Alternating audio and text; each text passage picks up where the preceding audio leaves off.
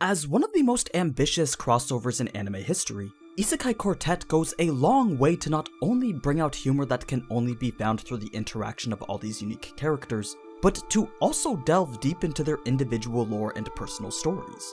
From this comes an extra layer of depth that only those who are more familiar with each series can really appreciate.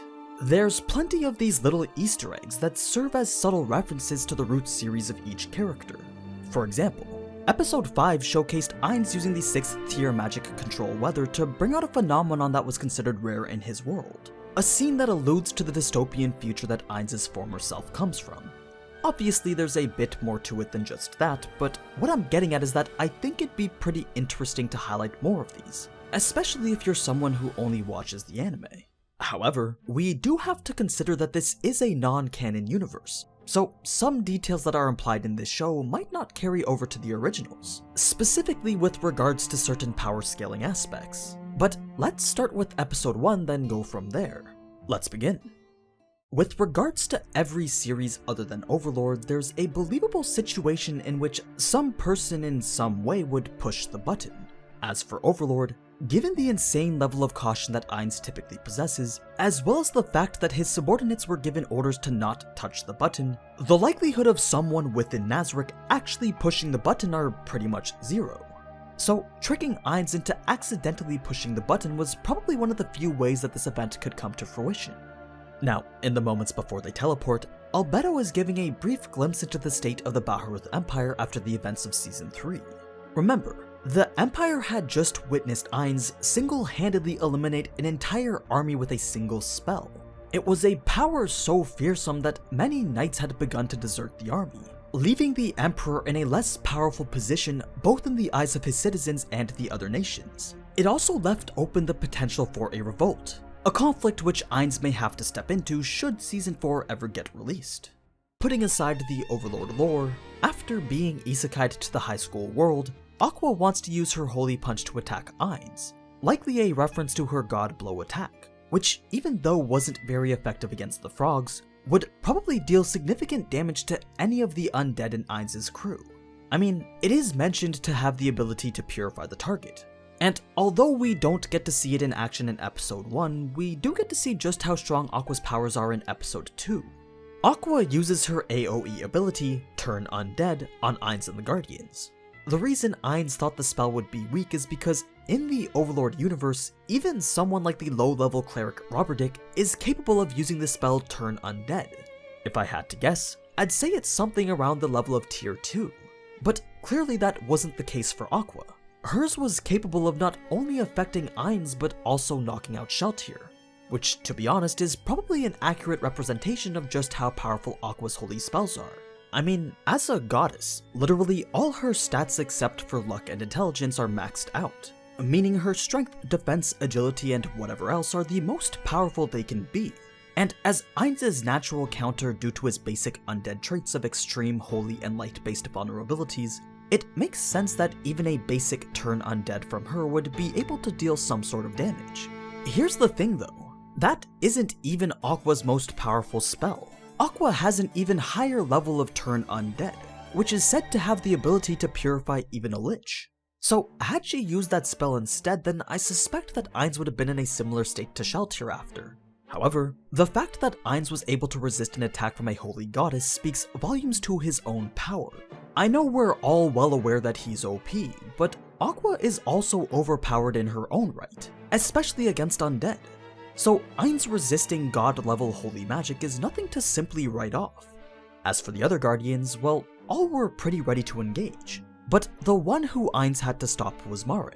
In case you didn't know, he's one of the most powerful spellcasters in Nazarick, and a top contender to be the strongest floor guardian.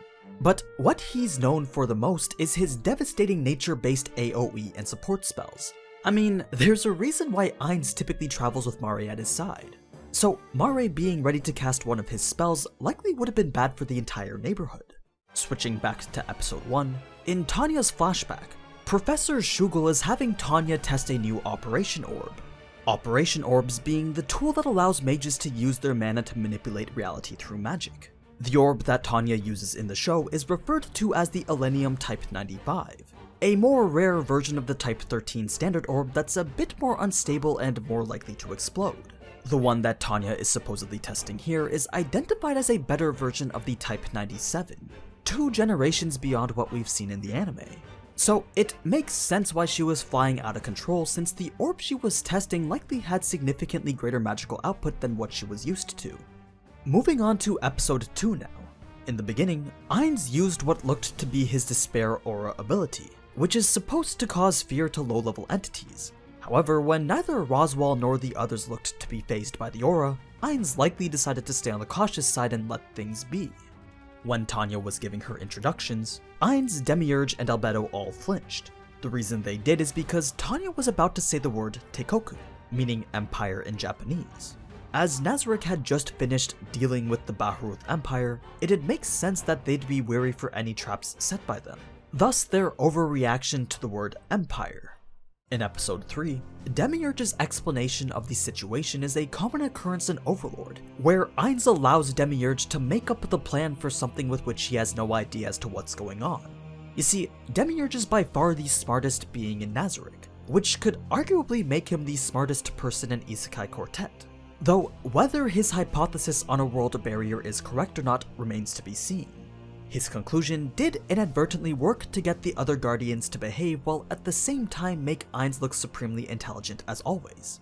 The rest of this episode didn't really do much to showcase any other particularly interesting aspects. All we really got was some weak references to Tanya's harsh leadership, then some weird persuasion powers from Colonel Revergan, who as far as I know possesses no such ability in YOUJO Senki. Episode 4 gives us some pretty funny interactions with a lot more of the main characters. First, we saw Ainz and Tanya. As the situation was a little bit intimidating for Ainz, his built-in emotion suppressing mechanic had to take effect. That was the purpose of the initial green aura that we saw around him. Then, as he tries to use his Despair Aura to gain the upper hand, Tanya uses her own authoritative aura to instill fear into Ainz, resulting in his emotion suppressing mechanic to take effect once again. Back in the classroom, Cocytus wonders why they're having a talent show, to which Colonel Revergan mentions it was at the behest of Roswaal. Now, the reason Ram says that the situation was settled wasn't so much because it was the demands of a teacher, but rather because it was a demand from Roswaal himself. Due to Ram and Roswaal's unique relationship, it makes sense why Ram would be so adamant as to accept anything that Roswaal says. As for Rem, it's pretty great to see the parallels between her love for Subaru and Albedo's devotion to Ainz. Honestly, I wouldn't be surprised if they were on a similar scale. Then, on the other hand, there was the stark contrast between Kazuma and Subaru, with their interactions serving to highlight Subaru's pride and Kazuma's shamelessness. But other than that, they're actually pretty similar in nature. Though, when Kazuma says that Subaru's world is easier than his own, it makes me wonder if Kazuma's insanely high luck stat would allow him to fare better in Subaru's situations. I mean, if Kazuma had competent allies like Rem and Emilia, then perhaps he could actually make it through Subaru's world without dying. It's a rather interesting perspective to have when you consider how different Subaru and Kazuma's lives would be if their worlds were swapped.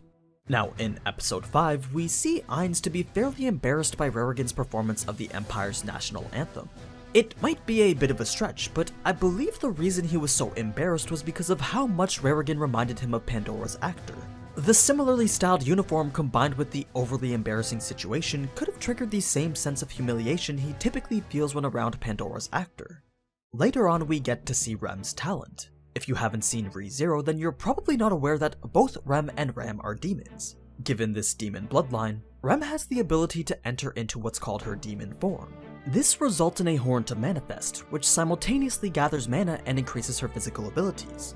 It's not a state that's easily controllable though, which is why when using it she has such a stark personality change. Shortly after this, Cocytus does his usual exhale, which at first glance appears to produce steam. However, it's actually a frosty mist, related to the frost-based attributes from his overall build, thus why Subaru finds it to be freezing. You see, Cocytus's character revolves around this frozen-like theme. His name refers to the frozen lake in the 9th layer of Hell, and he's tasked as the floor guardian of Nazarick's icy hellscape of a 5th floor. Naturally, he possesses a passive resistance to frost, as well as a freezing-type aura that makes the area around him colder. Obviously, it isn't active all the time, otherwise the entire class would be frozen. Next to go up was Weiss, and after getting incapacitated by Tanya's magic, Ainz began to second guess whether she and him could get along. The reason for this was because Ainz initially thought that he and Tanya were very similar, perhaps even in the ways that they led their subordinates as well. But after seeing that Tanya's leadership wasn't a facade like his, it put into perspective how different they really are. Ainz would never use his power to discipline the Guardians. Most of the time he just lets them do as they will, whereas Tanya isn't afraid to put her foot down and lead with aggressive authority. Even their differences in past jobs in the real world are highlighted through how they lead. Ainz was just your everyday salaryman, usually taking orders from those higher up in the ladder. On the other hand, Tanya was an HR manager responsible for dishing out the worst news possible to her former workers. So even in her past life, she already lacked empathy, and that is clearly highlighted with how she treats her officers. The next little Easter egg was when Aqua was about to use her sacred Turn Undead ability.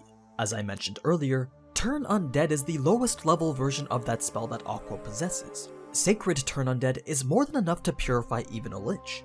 Ainz likely realized this, which is why he preemptively put up some form of protective barrier which I'm sure resists divinity or holy type magic. Now, to keep the Overlord train going, I'm sure that we all thought Ainz was going to use the super tier magic Fallen Down to outdo Megumin's explosion. And as great as that would have been, we instead got the 6th tier spell Control Weather used in combination with the super tier spell Creation, which resulted in the formation of snow. However, before Ainz does this, he first recalls a memory of when he had to do a talent show in his past life. None of the acts were very good, but there was one thing that ended up amazing everyone, and that was snow. To someone who isn't familiar with Ainz's world, this may not seem like such a big deal. But where Ainz comes from, the year is 2138 and the future isn't so great. Greedy corporations decimated the environment. Nature was pretty much extinct. The sky was always blocked by smog, and the air wasn't even breathable. The eventual decline of nature led to nightmarish weather patterns, where pollution into the waters made acid rain a normal occurrence, one that was much more frequent than snow. So, for something like snow to occur in a world like Ainz's, well, to him that was what he considered amazing. This particular reference into Overlord's lore is probably my favorite. I know it seems like Overlord has gotten a majority of the special treatment, but there's just so much detail to work with for them, and it's great. Now, while everyone was admiring the snow, Kazuma likens Cocytus to General Winter, the Winter Shogun that they fought in episode 7. And that's actually a pretty good comparison, given that the other half of Cocytus' entire build is based off of samurai. Finally, we have a small reference to Grantz's training ground incident from episode 5 of YOUJO Senki. Back when Tanya was training her recruits, Grantz triggered an avalanche that almost ended up killing him. So it's fair to assume that a little bit of snow would trigger some PTSD from that terrifying situation. Although some could argue that Tanya's training was more scary than the avalanche itself. But yeah, that's pretty much every little thing that I could find from the first 5 episodes of Isekai Quartet.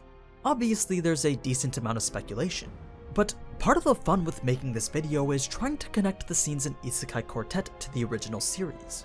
Now, if you're looking for more concrete lore, then you can check out my extensive video profiles on the Overlord Floor Guardians, or my current cut content series on ReZero.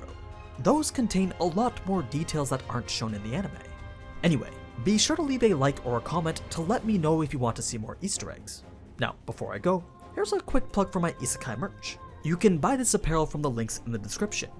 Anyway, as always, thank you so much for watching, and if you enjoyed this type of anime content, then you already know what to do. So, until next time, ciao!